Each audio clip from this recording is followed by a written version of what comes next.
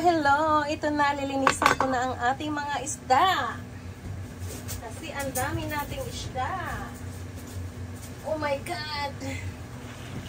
Ilagay ko na dito lahat mga anak. Ayan, alam niyo ba kung anong isda to? Ayan. Ilagay ko na muna dito sa... Oh my God, ang sarap nito. Oh, ang laki niya. Ang sarap nito. Ito, hina crispy. Ala, ito din, ang sarap nito. Ano din? Magdaing ako. Magbilad na naman ako ng mga fish. Kasi kailangan natin yung gawin. Para hindi masayang ang ating fish. Kasi ang dami. Kaya kailangan tayong gumawa ng fresh daing. Maganda to kasi gawa ko lang talaga. Wala, may asin kaya ako? Yun ang tanong. Kung wala tayong asin, ako bibili pa ako. Ayan guys, ilagay ko na yan lahat dyan. Itambak na natin yan lahat para maganda siya dito sa lalagyan. Ano natin yan? Lagyan natin yung yellow. So, ganito po ang paglinis. Alam niyo naman kung paano maglinis ng mga fish, diba? Ayan. Linisin muna natin. Linis. Tapos papakita ko sa inyo mamaya kung paano maghiwa at saka kung paano maggawa ng daing. Step by step tayo. Sinagyan muna natin. Naanuhan na natin. Ito guys, ito yung pinakamahal na isda dito. Alam mo siya, pang mayaman lang siya talaga, no? Mga restaurant na mamahalin. Itong ganito, isang piraso, Diyos ko Lord. Isang pirasong ganito, 500 pesos, guys. Kaya hindi ako bumibili ng isda talaga, kaya puro karne. Ay, nagsasawa ako sa karne, nauumay ako. Kasi mas gusto ko talaga yung isda kahit araw-araw pa yan, hindi ako nagsasawa. Kasi favorite ko talaga. Sinong gusto ng ganito?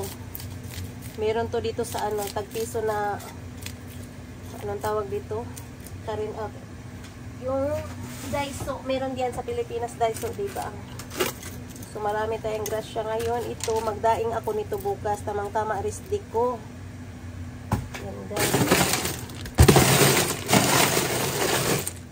Daming fish. Daming grasya. Ganun lang yun. Share your blessings. May mag-share din sa'yo. Hindi man yung binigyan mo, ibang tao. May ibibigay si Lord para sa atin. May ibibigayan siya. Kasi turn around lang yan mga anak. Turn around every now and then. Ano-ano na lang yung pinagkakanta ko. Ito, wala kasi siya masyadong kaliskis. Itong isda na to. Kaya ganyan lang. Tapos mamaya, hiwain na naman natin yan. Tanggalan natin ng mga bituka. Napakita ko sa inyo lahat. Kaya dyan lang kayo mag-watch sa ating vlog for today. After ng work ko, ito yung ginagawa ko guys. Wala pa akong pahinga, hindi pa ako nakaupo. Nakakain lang ako ng mild. Mild lang yung kinain ko kasi gusto ko magprito.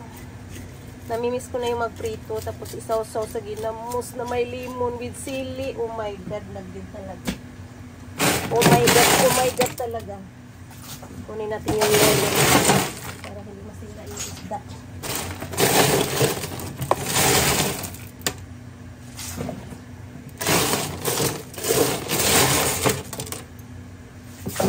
So, diba guys, magtyaga po ako maglilinis ng isda. Yung iba ayaw maglinis.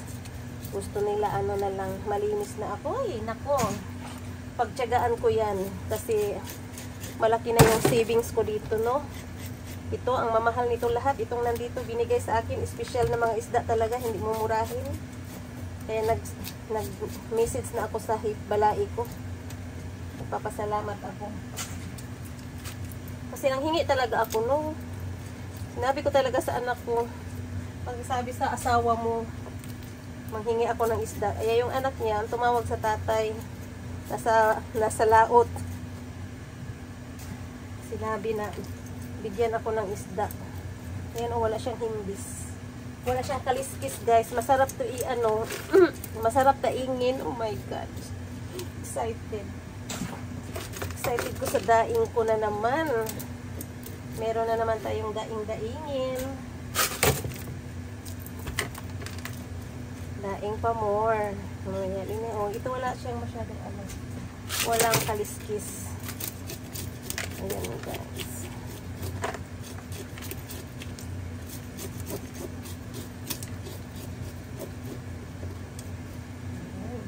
Buti na lang may gloves at birds. Ito wala din tong kaliskis, guys. Alam niyo anong masarap dito? Scabeche, prito, inihaw. Diba? Ayan, ito wala tong kaliskis. Mamaya, tanggalan natin yan ng mga betoka.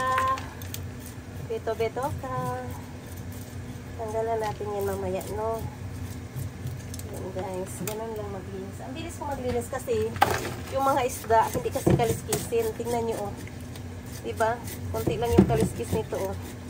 Ang bilis lang linisin. Kaso lang ito, nakakatakot siya linisin kasi maraming matutulis na tinik sa gilid. Kaya careful lang si nanay. Mahirap na magkasugat. Ayan. So, ngayon, ang next naman nating steps is mag-ano naman tayo. Magtanggal ng bituka. Ayun, guys, ang gawin naman natin is magtanggal tayo ng hasang. Alam niyo naman kung paano magtanggal ng hasang, diba? Nawala kasi yung kutsilyo ko na may kutsilyo ako na maliit ba? Nawala. Hindi ko makita kung nasaan. Yun talaga ang ginagamit ko pag naglinis ako ng isda. Kasi dali lang sa akin. Tanggalin muna natin yung hasang ko sa Bisaya. Hindi ko alam sa Tagalog. Guys, oh my God, ang tigas, ang laki niya kasi. Ayan, tanggal na siya. Kaya medyo lumuwag yung tiyan niya, nawala na yung ayan, malinis na siya, guys. Malinis na yung loob. Tingnan nyo, oh. Nahawakan ko na wala na siyang laman. Lagay natin dyan. Tapos ito naman, kailangan natin ito hiwain to dito. Okay, parang gamit tayo ng ibang kutsilyo na pang talaga, pang master. Gamit tayo ng kutsilyong iba.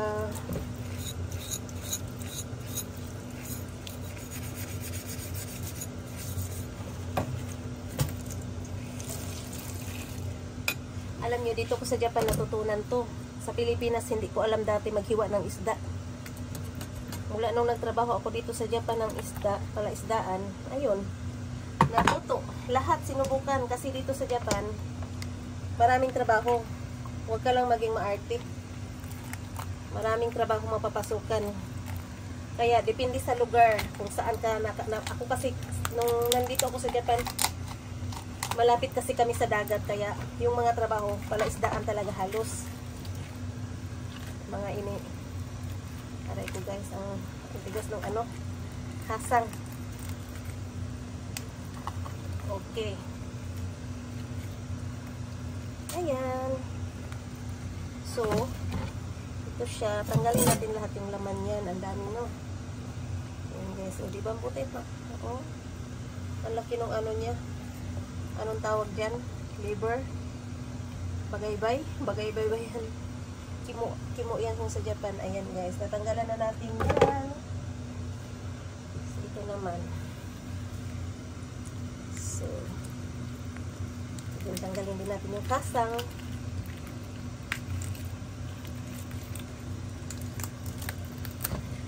Ayan. Tapos, hiwain natin ito sa gitna. Ay, ano to siya? Iba to. Ganito ang gagawin ko dito ang mga anak. Kasi daing ko siya. Ayan. Gusto niyo makita kung paano magdaing. Ganyan ha. Paano maghiwa ng dadaingin. Ibilad ko to siya bukas. Ibabad ko muna siya ng asin ngayon. Tapos patuyuin ko. Yan guys. Ganyan lang siya maghiwa ng for daing. O, diba? Ang ganda ng pagkadaing ni nanay. Master. Trabaho dati. Ganito eh. O, diba? Perfect. Para na akong nagbibinta ng isda. Yan guys. Masarap siya idaing. Kaya ibilad ko siya bukas. Timplahan ko siya today. Ibabad ko siya ng 1 oras sa tubig na may asin. Tapos bukas ko siya 1 oras lang kasi mahirap naman sumubra yung alat. Ayaw ko din kasi hindi good sa health. Ayan guys, nakita nyo? Ang ganda diba? Ganon siya kalaki. Isang pulgada. 2. O, 2 pulgada yan. Siguro, ilang kilo kaya to? Tapos, ito, alam nyo may dugo yan sa gilid, diba? Ganyan lang yan mga anak. Para ginaganyan ko lang yan. Tanggalin natin yan dugo. Ayan. Ganito dito magdaing. Yan. Yan, linisin ng mabuti. Tanggalin talaga yung mga bituka, no? Ayan, guys. Para marunong kayo kung sino man sa inyo dyan ang malapit sa dagat, sila Marilos, oh. Maraming mga isda dyan. Yeah, ayun.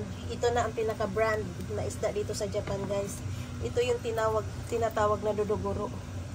Kaya gagawa din ako ng dito daing. Kasi ang sarap nito pag daing na freeze daing siya. Masarap to. Ayan. Medyo mapurol yung kutsilyo natin ngayon, ah. Hindi siya nakikinig. Kailangan ko pang hasain. Wait lang. Pagkatapos nito, hasain ko to saglit. Kasi medyo hindi siya hindi siya active. Ayan. Nakuha ko yung Ayan guys. Kita nyo na. Daing na yan. O, diba? Ganyan.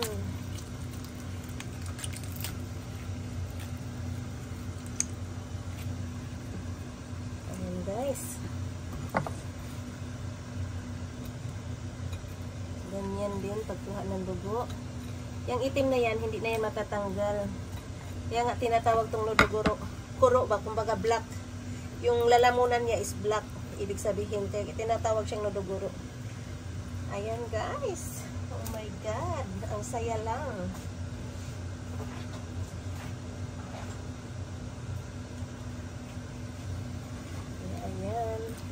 Alam nyo, itong isda na to, first time ko ito makita. Ano pa nga ito? Masarap to, siguro, ihawin. Try ko nga ito mag-ihaw or mag-marinate. Parang bangus ba? Gawin ko siyang parang bangus. I-try ko nga. I-marinate ko siya. Para gawing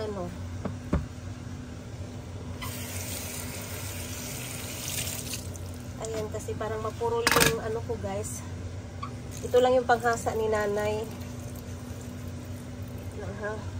Ito lang yung panghasa. Panghasa ko.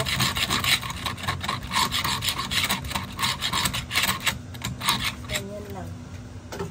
Tapos, matulis na yun. Mag-marinate ako nito. I-try ko. Try ko lang 1 piraso. I-marinate ko, no? Hindi ba, guys? Matulis siya. Ganun lang yung ginawa ko. O, tingnan nyo. Diri-diritso lang. Kasi pag matulis yung kutsilyo, maganda maghiwa kasi. Ganyan lang yung paghiwa. So, diba? Ang linis.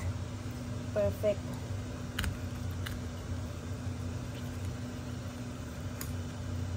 Ganyan. Mag-marinate ako niyan. Try natin.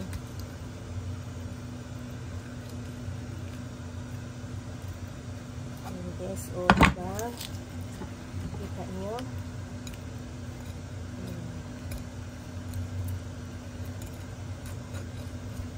Ayan, linisin natin yung dugo. Tanggalin natin yan para mawala yung langsa. Ganyan ng anak. Mamaya na yung hugasan. O, diba? Ang ganda. Very good. May madadaing na tayo. Ito lang, nalilito ako. Ito ko. Anong gagawin? Iwain ko pa to. Iwain ko to kasi mag-escabeche tayo ng ganito. Mahirap naman na ganito kalaki yung ilagay natin sa kaldero. Mas maganda na yung hiwain. Ang laki ng hasang. Uy! Ang tigas. Ang laki nito. Siguro nasa 1 kilo to. Ayan. Nagdumi-dumi na ako.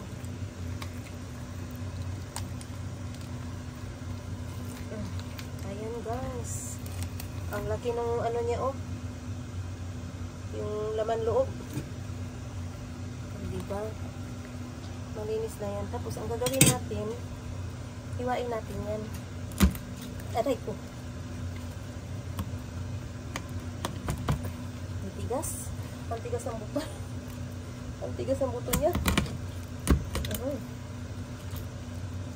Ang tigas.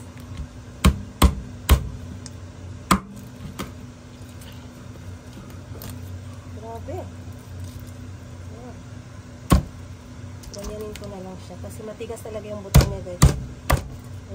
Narinig nyo, diba? Ang tigas ng buto. Kaya hiniwa ko siya. Ganyanin ko na lang. O diba? Nahiwa na siya. Ganyan. Kasi ang tigas ng buto niya. Oh my God.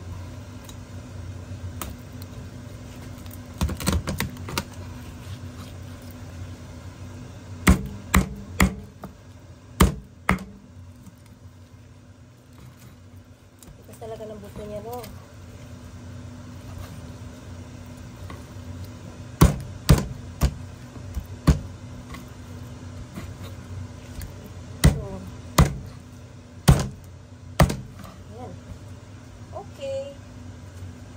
Tapos ito, ganito kalaki. O diba, may pang ano, nire-ready ko yan. Alam nyo guys, hindi ako naglalagay sa rip kasi ng isda. Hanggat hindi ko nalilinis yun, ayaw ko. Ang tigas nito, oh. Ayan. Ayan, nahiwa na. Okay, perfect. O diba, ang laki. Madali na lang linisin yan. Ano na lang. Tapos hugasan mo lang siya ng mabuti.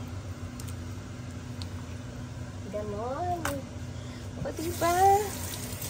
Marami pa akong lilinisin. Hugasan ko muna tong iba, yung mga nalinis na. Para hindi magtambak. Guys, ito na. Nalinis ko na po ang isda. Ayun pa yung iba. Kaya ito po ay nodoguro. Puri nani. Ito hindi ko alam. Ito amaday ang tawag dito.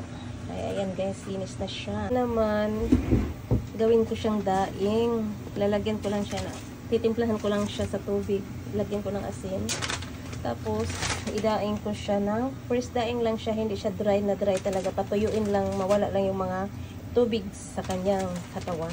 Ito naman siya is, ito yung nodoguro. Ito yung sinasabi ko sa inyong mahal na mahal.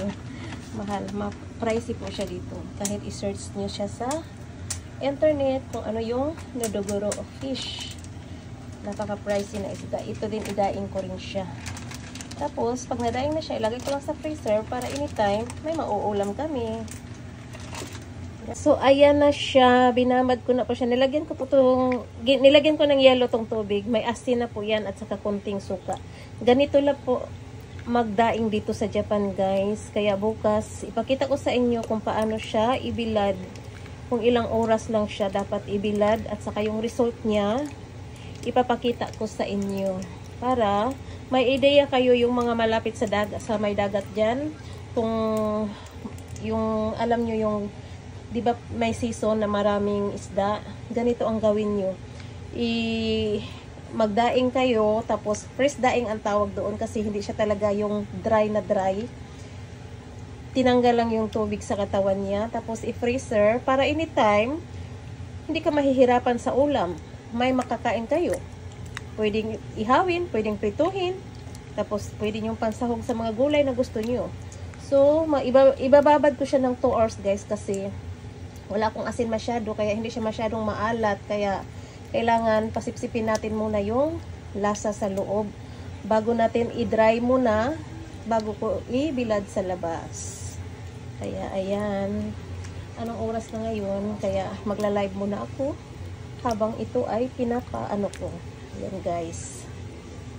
Hello guys! Ganito lang po ang ginagawa ko pag nagdaing ako ng isda dito sa Japan. Ito ang laki kasi niya, no?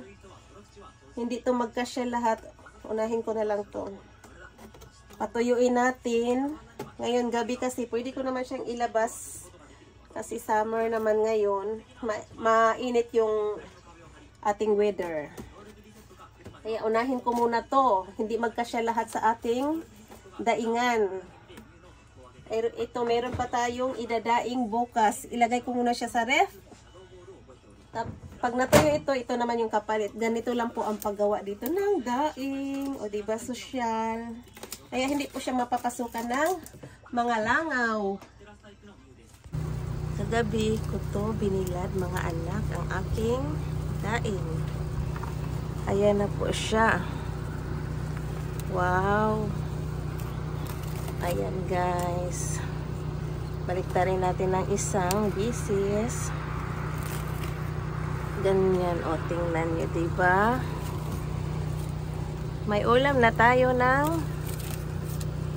ilang buwan. Hindi naman. Ay, tay. Ayan ang ating daing. Tapos, matanggal lang yan siya ng konti. Okay na. Ipapalit na natin yung iba. Guys, gawa na po yung ano natin, yung daing natin. Kahit maglagay tayo ng saran wrap dyan para ayan. Ganyan na po yung mukha ng ating daing na fresh. Wala na po yung tubig ng isda, guys. Pumalit na yung ano niya, yung oil ng isda. O tingnan nyo. Napakaano ng kamay ko. So, ganyan lang po yan. Iganyan lang natin yan, mga anak. Tapos, ilagay natin sa freezer para anytime, kung gusto mo magprito or mag-ihaw, magagamit na natin siyang ulam pag aray ko sa gipit na time. Ganyan lang yan. Ginaganyan ko lang yan siya. Tapos, i-freezer yan pa isa-isa. Okay, diba? Ilagay sa freezer. O, diba? Meron na tayong gawang yummy na daing. Masarap kasi sarili mo talagang gawa. So, like this. O, tingnan nyo siya, guys. Ganyan po ang fresh daing. Hindi po dito pinapatuyo talaga. Ganyan lang po. Kaya, kung gusto nyong gayahin ang ginawa ko, ito po ang Japanese style daing. Hindi po pinapaano. Ayan. Ito na. O, diba? Malaking help to, lalo na dyan sa Pilipinas na minsan maraming bagyo. Kailangan mag-ipon kayo ng mga ganitong klaseng gawa nyo lang mismo, yung mga malapit sa dagat dyan. O tingnan nyo, mantika po yan, nawala na po yung tubig niya. Napakaano. Kaya mamaya ipakita ko sa inyo yung prito kong daing na gawa ko. Kayo na pong bahala magtimpla. Ituturo ko sa inyo yung tubig, lalagyan nyo ng yelo, tapos lalagyan nyo ng asin at suka. Yung suka, hindi ganun kadami ha. Yung medyo ano lang siya. Makakatulong lang siya na medyo crispy ang ating gawa. Kaya mamaya makikita nyo kung gaano siya ka-crispy. May second batch pa tayo. May gagaw kasi hindi siya nagkasya sa lalagyan kasi. May second batch pa akong daing. Yung mamahaling isda, yung nodogoro ang tawag dito, guys. Kagabi ko to siya inumpisahan kasi di ba nakagawa na ako kagabi. So nilagay ko sa beranda. Paglagay ko sa beranda, ngayon pagising ko, di ba gawa na siya.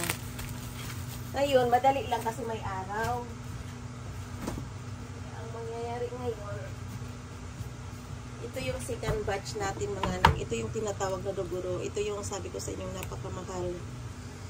Kaya makakakain ka lang yan pag may pera ka talaga. Hindi ako nagbibiro. Kahit i-search nyo pa sa i-search nyo pa sa internet. Nodoguro po ang tawag dito sa isda na to.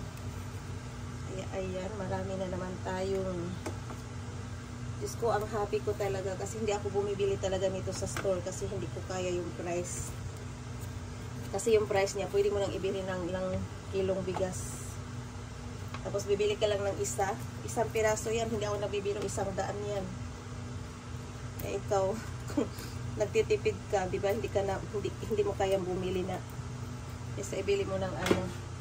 Yan, tingnan niyo guys, ganyan po ang mukha niya, medyo basa pa yan kasi, basa pa yan. Tatayuin natin yan siya. Ngayon, mainit kasi, bali 2 hours lang natin yan gagawin. 2 hours lang natin ibilad sa init. Kukunin na natin kasi para hindi siya titigas kasi ayun, yun nga, fresh daing ang ginagawa natin, hindi dried fish. Ang ating daing, oh my god, ang sarap talaga nito. Ganyan lang po siya, no? Yung daing natin na pinaghirapan ko talaga to yesterday night. Kahit pagod-pagod ako from work, ginawa ko talaga siya.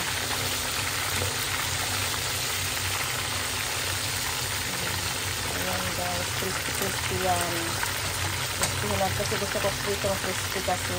Ayan guys, ito na yung gawa ko. Nagprito ako ngayon. Piniprito ko siya. Tapos mamaya, kakain tayo with anchovies na may lemon at saka maraming chili. Napaka-perfect yun. Kaya abangan. Na siya sa mukha pa lang, mapakalunok ka na guys. Ito na yung gawa ni nanay na daing. Prinito ko. Ayan, so diba, ang ganda na pagka-brown yan. Ito yung crispy daing ni nanay Coracha. Ang yummy lang talaga. So binaliktad ko na siya. Ayan na po ang ating fish na daing. Pritong daing na gawa ni nanay. O, diba guys, gayahin nyo. Basta ang sabi ko sa inyo, 2 hours nyo lang siyang ibabad sa tubig na may asin with suka. Tanggalin nyo lang yung tubig sa katawan ng isda. Then, kunin nyo na. Huwag nyo i-dry na dry talaga. Kaya ang tawag ko dito is fresh daing. Made by me. Ito, gawa na po. Ngayon, tinikman ko siya. Tama lang yung alat niya. Kaya hindi ko kailangan ng ginamos. Kailangan ko lang ng suka with sili guys. Kasi may lasa na po siya. Maalat na po siya ng basta hindi na siya kailangan ng ginamos. Ang gagawin ko na lang, gagawa ako ng suka with sili at saka lemon. Kaya perfect ang ating breakfast for today.